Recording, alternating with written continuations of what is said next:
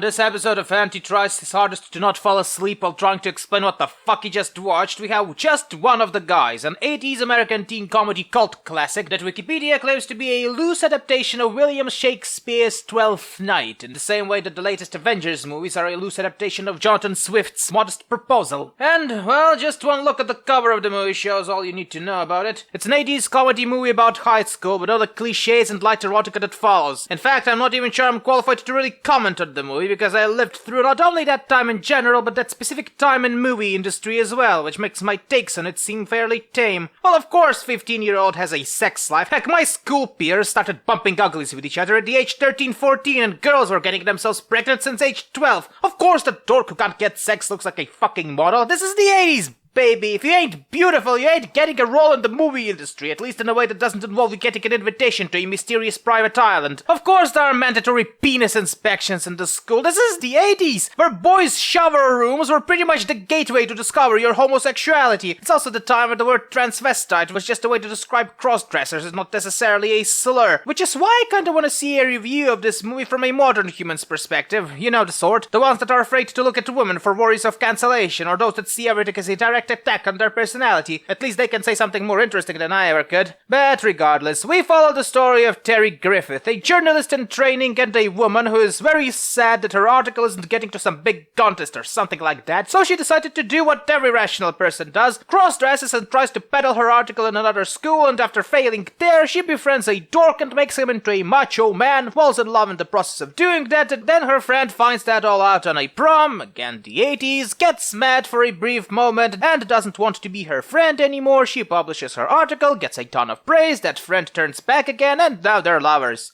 Oh, and her brother gets sex. The end. There's not much to say here, but neither do you really need to say much. I can definitely get why this has a cult classic status. It shows a theme that even today people don't really like to discuss, and turns it into a comedy that really speaks for itself. Whether that's good or bad, though, is up to interpretation. Most of the actors of this film are of B-stock at best, that mostly work in episodic TV shows, and it really shows, not only in their slightly awkward acting, but also, for a lack of a better term, structure. Hard to explain something like this without going into film theory, but compare the flow, the direction, and filming tricks used in something like Coherence and this movie, and you can clearly see the intended audience for each. Coherence is a theatrical movie, meant to be seen from the big screen like Big Brother. This movie, on the other hand, is filmed for television, with ad breaks and all that stuff. And from that perspective, it's not a bad watch by any means. On its own, though, it's at best forgettable, at worst feels dated in every aspect. Like those relatives you forget why you and your parents rarely visited, and after visiting them yourself you realize exactly why. Repressed memories of shower molestation not included.